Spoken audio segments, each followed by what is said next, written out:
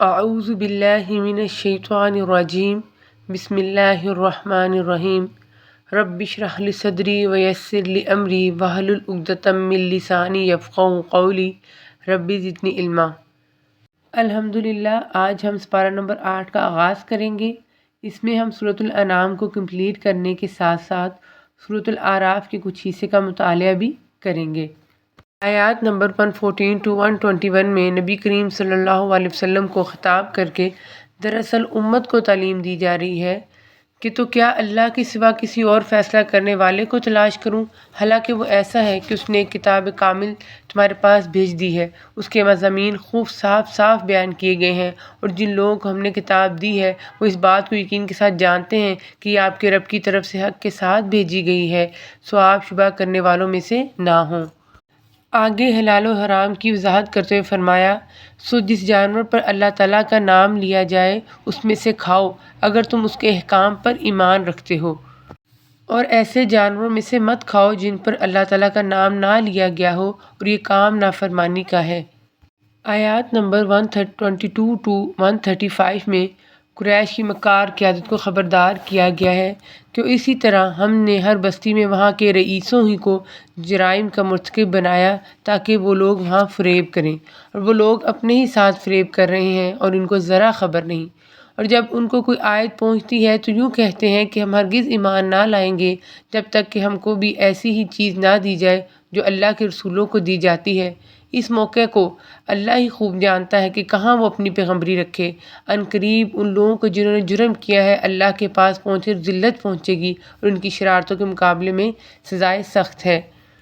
اللہ تعالیٰ آگے فرماتے ہیں، سو جس شخص کو اللہ تعالیٰ راستہ پر ڈالنا چاہے اس کے سینہ کو اسلام کے لیے کشادہ کر دیتا ہے، اور جس کو بہراہ رکھنا چاہے اس کے سینہ کو بہت تنگ کر دیتا ہے، جیسے کوئی آسمان میں چڑھتا ہے۔ اسی طرح اللہ تعالیٰ ایمان نہ لانے والوں پر ناپاکی مسلط کر دیتا ہے۔ پھر یہ کہ انسان اور جنات دونوں کو اختیار ہے، لیکن وہ اختیار کے صحیح اور غلط استعمال پر جزا اور سزا کا انحصار ہے، اور روز قیامت پچھتائیں گے، خود اپنے ہی خلاف گواہی دیں گے کہ ہم اپنے اوپر اقرار کرتے ہیں اور ان کو دنیاوی زندگی نے بھول میں ڈال رکھا، اور یہ لوگ اقرار کرنے والے ہوں گے کہ وہ کافر تھے۔ پھر آیات 136 to 154 میں قریشی کچھ بدعات کا ذکر کیا گیا ہے، اور اللہ تعالیٰ نے جو کھیتی و مواشی پیدا کیے ہیں ان لوگوں نے ان میں سے کچھ حصہ اللہ کا مقرر کیا، اور بظاہر خود کہتے ہیں کہ یہ تو اللہ کا ہے اور یہ ہمارے معبودوں کا۔ پھر جو چیز ان کے معبودوں کی ہوتی ہے وہ تو اللہ کی طرف نہیں پہنچتی، چیز اللہ کی ہوتی ہے وہ ان کے معبودوں کی طرف پہنچ جاتی ہے۔ کیا برا فیصلہ وہ کرتے ہیں۔ اللہ کو شارع تسلیم کرنے کے بجائے یہ خود شریعت بنانے والے بن گئے۔ آگے مسلمانوں کو ہدایت کی گئی وہ کھیتی کٹنے پر پیداوار کی زکوٰۃ ادا کریں، اسراف سے بچیں، اور آگے کہا جا رہا ہے، اور مواشی میں اونچے قد کے اور چھوٹے قد کے پیدا کیے، جو کچھ اللہ نے تم کو دیا ہے کھاؤ، اور شیطان کی قدم بقدم مت چلو، بلا شبہ وہ تمہارا کھلا دشمن ہے۔ پھر آگے الانعام یعنی 8 مویشیوں کا ذکر کیا گیا ہے کہ اللہ تعالیٰ نے ان میں سے کوئی بھی چیز حرام قرار نہیں دی۔ پھر مسلمانوں کو کچھ انسٹرکشنز دی گئی ہیں جو کہ بہت اہم ہیں، وہ یہ کہ اللہ کے ساتھ کسی کو شریک مت ٹھہراؤ، اور ماں باپ کے ساتھ احسان کرو، اور اپنی اولاد کو افلاس کے سبب قتل مت کرو، ہم تم کو اور ان کو رزق دیتے ہیں، اور بے حیائی کے جتنے طریقے ہیں ان کے پاس بھی مت جاؤ، خواہ وہ اعلانیہ ہوں خواہ پوشیدہ، اور جس کا خون کرنا اللہ تعالیٰ نے حرام کر دیا ہے اس کو قتل مت کرو، ہاں مگر حق کے ساتھ، ان کا تم کو تاکیدی حکم دیا ہے تاکہ تم سمجھو، اور یتیم کے مال کے پاس نہ جاؤ، اور ناپ تول پوری کرو انصاف کے ساتھ، اور جب تم بات کرو تو انصاف کرو، گو وہ شخص قرابت دار ہی ہو، اور اللہ تعالیٰ سے جو عہد کیا اس کو پورا کرو، ان کا اللہ تعالیٰ نے تم کو تاکیدی حکم دیا ہے تاکہ تم یاد رکھو، اور یہ کہ یہ دین میرا راستہ ہے جو مستقیم ہے، سو اس راہ پر چلو اور دوسری راہوں پر مت چلو کہ وہ راہیں تم کو اللہ کی راہ سے جدا کر دیں گی، اس کا تم کو اللہ تعالیٰ نے تاکیدی حکم دیا ہے تاکہ تم پرہیزگاری اختیار کرو۔ آیات 155 to 165 آخری حصے میں دعوت توحید و رد شرک کا خلاصہ بیان کیا گیا ہے۔ ارشاد ہوتا ہے، اور یہ ایک کتاب ہے جس کو ہم نے بھیجا بڑی خیر و برکت والی، سو اس کا اتباع کرو اور ڈرو تاکہ تم پر رحمت ہو۔ اور دین ابراہیمی میں تفرقہ پیدا کرنے والوں کا رسول اللہ صلی اللہ علیہ وسلم سے کوئی تعلق نہیں۔ پھر یہ کہا گیا کہ آپ فرما دیجئے کہ بالیقین میری نماز اور میری ساری عبادت اور میرا جینا اور میرا مرنا یہ سب خالص اللہ ہی کا ہے جو سارے جہان کا مالک ہے، اس کا کوئی شریک نہیں، اور مجھ کو اسی کا حکم ہوا ہے اور میں سب ماننے والوں میں سے پہلا ہوں۔ آپ فرما دیجئے کہ کیا میں اللہ کے سوا کسی اور کو رب بنانے کے لیے تلاش کروں، حالانکہ وہ مالک ہے ہر چیز کا، اور جو شخص بھی کوئی عمل کرتا ہے وہ اسی پر رہتا ہے اور کوئی کسی دوسرے کا بوجھ نہ اٹھائے گا۔ پھر تم کو سب کو اپنے رب کے پاس جانا ہوگا، پھر وہ تم کو جتلائے گا جس چیز میں تم اختلاف کرتے تھے۔ اور آخر میں کہا گیا اور وہ ایسا ہے جس نے تم کو زمین میں خلیفہ بنایا اور ایک دوسرے پر رتبہ بڑھایا تاکہ تم کو آزمائے ان چیزوں میں جو تم کو دی ہیں۔ بالیقین آپ کا رب جلد سزا دینے والا ہے، اور بالیقین وہ واقع بڑی مغفرت کرنے والا، مہربانی کرنے والا ہے۔ اللہ تعالیٰ ہمیں اللہ تعالیٰ کی صفات کو سمجھنے والا اور خالص توحید پر عمل کرنے والا بنا دے، آمین۔ اب ہم سورۃ الاعراف کا مطالعہ کریں گے۔ بسم اللہ الرحمن الرحیم۔ یہ مکی صورت ہے، اس میں 206 آیتیں اور 24 رکوع ہیں۔ یہ بھی مکی دور کے آخری حصے میں نازل ہوئی۔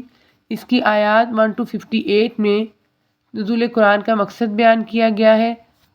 ارشاد ہوتا ہے کہ ایک کتاب ہے جو آپ کے پاس اس لیے بھیجی گئی ہے کہ آپ اس کے ذریعہ سے ڈرائیں، سو آپ کے دل میں اس سے بالکل تنگی نہ ہو، اور نصیحت ہے ایمان والوں کے لیے۔ توحید، رسالت اور آخرت تینوں مضامین کا احاطہ کیا گیا ہے۔ کہا گیا ہے تم لوگ اس کا اتباع کرو جو تمہارے رب کی طرف سے آئی ہے، اور اللہ تعالیٰ کو چھوڑ کر من گھڑت سرپرستوں کی اتباع مت کرو، تم لوگ بہت ہی کم نصیحت پکڑتے ہو۔ اور بہت بستیوں کو ہم نے تباہ کر دیا اور ان پر ہمارا عذاب رات کے وقت پہنچا، یا ایسی حالت میں کہ وہ دوپہر کے وقت آرام میں تھے، سو جس وقت ان پر ہمارا عذاب آیا اس وقت ان کے منہ سے سوائے اس کے اور کوئی بات نہ نکلی کہ واقعی ہم ظالم تھے۔ پھر اللہ تعالیٰ ارشاد فرماتے ہیں اور اس روز وزن بھی برحق ہے، پھر جس شخص کا پلڑا بھاری ہوگا سو ایسے لوگ کامیاب ہوں گے، اور جس شخص کا پلڑا ہلکا ہوگا سو یہ وہ لوگ ہوں گے جنہوں نے اپنا نقصان کر لیا بس سبب اس کے کہ ہماری آیتوں کے ساتھ ظلم کرتے تھے۔ آیات 11 to 25 میں قصہ آدم علیہ السلام و ابلیس کو ڈسکرائب کیا گیا ہے، اور اولاد آدم علیہ السلام یعنی ہمیں ابلیس کی شر سے بچنے کی ہدایت کی۔ ابلیس کو غرور تھا، کہنے لگا میں اس سے بہتر ہوں، آپ نے مجھ کو آگ سے پیدا کیا ہے اور اس کو آپ نے خاک سے پیدا کیا ہے، مجھ کو مہلت دیجیے قیامت کے دن تک، میں قسم کھاتا ہوں کہ میں ان کے لیے آپ کی سیدھی راہ پر بیٹھوں گا، پھر ان پر حملہ کروں گا، ان کے آگے سے بھی، ان کے پیچھے سے بھی، اور ان کی داہنی جانب سے بھی اور ان کے بائیں جانب سے بھی، اور آپ ان میں سے اکثر کو شکر گزار نہ پائیے گا۔ ابلیس نے جھانسا دیا اور حضرت آدم علیہ السلام اور حضرت حوا علیہ السلام کے ستر ایک دوسرے پر کھلوا دیے، اور اس کا طریقہ واردات یہ ہے کہ وہ انسانوں کو جھوٹی باتوں اور آرزوؤں میں الجھا کر بہکاتا ہے اور نافرمان بنا دیتا ہے۔ حضرت آدم علیہ السلام، حضرت حوا علیہ السلام کی توبہ پر اللہ تعالیٰ نے انہیں دعا سکھائی، ربنا ظلمنا انفسنا وان لم تغفر لنا وترحمنا لنکونن من الخاسرین۔ اے ہمارے رب، ہم نے اپنا بڑا نقصان کیا، اور اگر تو ہماری مغفرت نہ کرے گا اور ہم پر رحم نہ کرے گا تو واقعی ہم نقصان پانے والوں میں سے ہو جائیں گے۔ اور اللہ تعالیٰ نے انہیں معاف کر کے پھر زمین کی خلافت عطا فرمائی، اور حضرت آدم علیہ السلام کو بھی اور ابلیس دونوں کو آزادی اختیار یعنی فریڈم آف چوائس حاصل تھی۔ دونوں سے غلطی ہوئی، لیکن حضرت آدم علیہ السلام نے اپنی غلطی کو تسلیم کر لیا، جبکہ ابلیس جو تھا اپنی غلطی پر اڑا رہا۔ تو ابلیس کا جو تکبر اور اپنی غلطی پر ضد کرنا، اس پر ڈٹا رہنا، اس کا ایک طریقہ کار ہے۔ آیات 26 to 34 میں اللہ تعالیٰ بتاتے ہیں کہ ابلیس کا طریقہ واردات جو ہے وہ یہ ہے کہ وہ فحاشی اور ریانی پر اکساتا ہے، اور بنیادی طور پر بے حیائی جو ہے فطرت آدم کے خلاف ہے۔ ستر پوشی اور جسم کا جو ڈھانپنا ہے وہ انسان کی فطرت میں شامل ہے، اور اللہ تعالیٰ نے بنی آدم علیہ السلام کو خبردار کیا کہ وہ ابلیس کے جھانسے میں آ کر عریانی اور فحاشی کا شکار نہ ہوں، اور وقت عبادت بھی زینت اختیار کرنے کا اللہ تعالیٰ نے حکم دیا۔ ارشاد ہوتا ہے اے اولاد آدم، تم مسجد کی ہر حاضری کے وقت اپنا لباس پہن لیا کرو اور خوب کھاؤ اور پیو اور حد سے مت نکلو، بے شک اللہ تعالیٰ حد سے نکل جانے والوں کو پسند نہیں کرتا۔ یہاں ہم ایک بات ذہن میں دہرا لیتے ہیں کہ آج کا فتنہ بھی دیکھیں بے لباسی ہی ہے یا بے حیائی ہی ہے، اور بحیثیت قوم ہمیں بہت زیادہ ضرورت ہے کہ اپنے لباس پر ہم نظر ڈالیں کہ لباس ساتر ہوں، کہیں ان کے ذریعے سے شیطان جو ہے ہمیں بے حیائی کی طرف تو نہیں لے کر جا رہا۔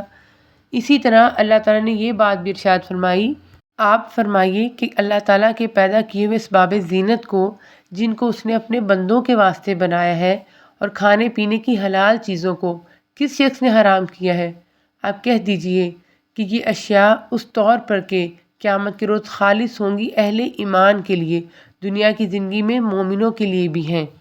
آیات 35 to 53 میں اللہ تعالیٰ یہ بات ارشاد فرما رہے ہیں کہ اے اولاد آدم، اگر تمہارے پاس پیغمبر آئیں جو تم ہی میں سے ہوں، جو میرے احکام تم سے بیان کریں، تو جو شخص تقوی اختیار کرے اور درستی کرے سو ان لوگوں پر نہ کچھ اندیشہ ہے اور نہ وہ غمگین ہوں گے، اور جو لوگ ہمارے ان احکام کو جھٹلائیں اور ان سے تکبر کریں وہ لوگ دوزخ والے ہوں گے اور وہ اس میں ہمیشہ ہمیشہ رہیں گے۔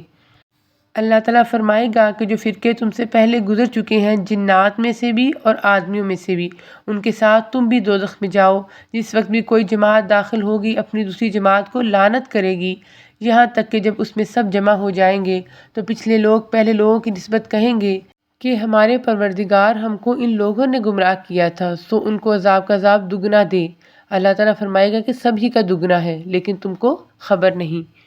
آیت نمبر 46 میں اصحاب اعراف کا تذکرہ ہے، ارشاد ہوتا ہے، اور ان دونوں کے درمیان ایک آڑ ہوگی اور اعراف کے اوپر بہت سے آدمی ہوں گے، وہ لوگ ہر ایک کو ان کے قیافہ سے پہچانیں گے اور اہل جنت کو پکار کر کہیں گے السلام علیکم۔ ابھی یہ اہل اعراف جنت میں داخل نہیں ہوں گے اور اس کے امیدوار رہیں گے، اور جب ان کی نگاہیں اہل دوزخ کی طرف پھریں گی تو کہیں گے اے ہمارے رب، ہم کو ان ظالم لوگوں کے ساتھ شامل نہ کر، اور دوزخ والے جنت والوں کو پکاریں گے کہ ہمارے اوپر تھوڑا پانی ہی ڈال دو یا اور ہی کچھ دے دو جو اللہ نے تم کو دے رکھا ہے۔ جنت والے کہیں گے کہ اللہ تعالیٰ نے دونوں چیزوں کی کافروں کے لیے بندش کر دی ہے۔ ہماری بھی دعا اور کوشش اللہ تعالیٰ کے ساتھ یہی ہونی چاہیے کہ اے اللہ، ہم آپ سے امید رکھتے ہیں کہ ہم جنت میں داخل ہوں اور ہمیں جہنم میں داخل نہ کرنا، آمین۔ آیات نمبر 54 to 58 میں توحید کے دلائل بیان کیے گئے ہیں، ہدایت کی گئی کہ خالص توحید اختیار کرو اور تم لوگ اپنے پروردگار سے دعا کیا کرو، گڑ گڑا کے بھی اور چپکے چپکے بھی۔ پھر ایک اور خوبصورت مثال کے ذریعے انسانوں کو دعوت شکر دی گئی، اور قرآن پاک کی بارش سے زرخیز دل رکھنے والے لوگ ہی ایمان لا کر نیکیوں کی فصل اگا سکتے ہیں۔ آگے آیات نمبر 59 to 64 میں حضرت نوح علیہ السلام کی قوم کا تذکرہ آتا ہے کہ حضرت نوح علیہ السلام کی قوم نے ان کی دعوت توحید کے جواب میں کہا کہ ہم تم کو صریح غلطی میں دیکھتے ہیں، سو وہ لوگ ان کی تکذیب ہی کرتے رہے، تو ہم نے نوح علیہ السلام کو اور ان کے ساتھ جو ان کی کشتی میں تھے ان کو بچا لیا، اور جن لوگوں نے ہماری آیتوں کو جھٹلایا تھا ان کو ہم نے غرق کر دیا، بے شک وہ لوگ اندھے ہو رہے تھے۔ آگے آیات 65 to 72 میں حضرت ہود علیہ السلام کی قوم کا تذکرہ آتا ہے کہ جب انہوں نے اپنی قوم کو توحید کی دعوت دی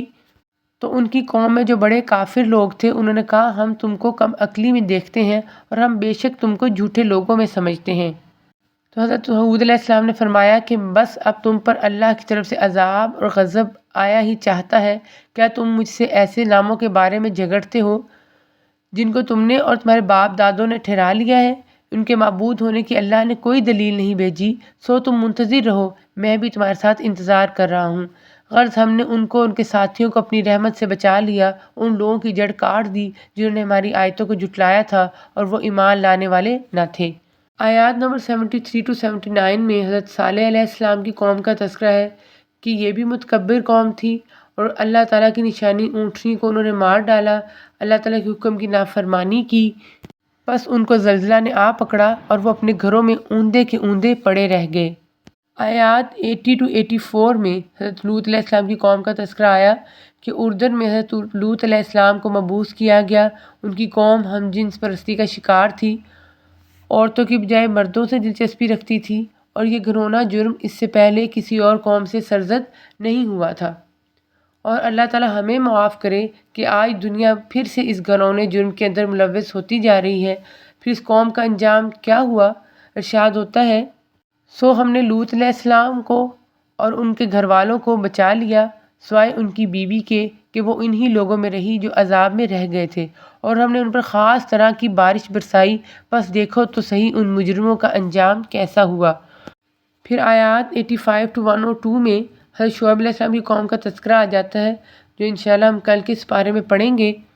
اور آج کے سبق کا اختتام ہم سورۃ الاعراف میں آنے والی دعا سے کریں گے۔ ربنا ظلمنا انفسنا